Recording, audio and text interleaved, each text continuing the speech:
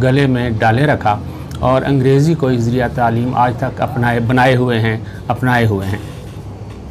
तो ज़रूरत समर की है कि आज हम तमाम साइंसी उलूम को उर्दू में मुंतकिल जो हो चुके हैं उनको लागू भी करें, उनका इत्तलाक़ भी करें। अगर हम ऐसा करेंगे तो रट्टाबाजी से हमारी जान छूट जाएगी। हम देखते हैं कि कई सदियों से हमारे मुसलमानों में मूजद पैदा नहीं हुए, कोई इन्वेंटर हमें नहीं मिलता। तो वो रटा लगाने से मूजद पैदा नहीं होते।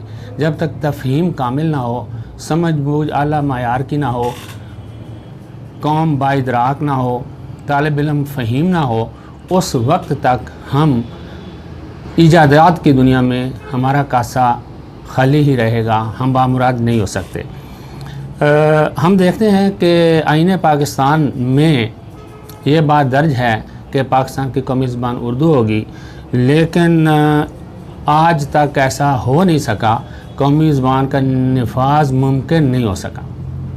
अगरचे कि 8 सितंबर 2015 में सुप्रीम कोर्ट के चीफ जस्टिस जवाद खाजा साहिब ने यह फ़ैसला भी दे दिया कि इसको नाफिज किया जाए, लेकिन शोमिया किस्मत कि उसका निफाज अभी तक हमारी राह तक रहा है।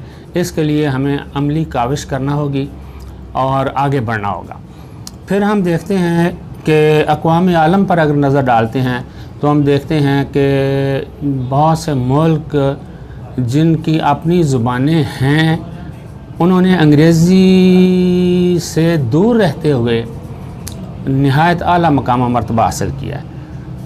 जर्मनी है, वहाँ अंग्रेज़ी की बजाय जर्मन ज़ुबान निज़ाम तालीम में असल मुहर्रिक है।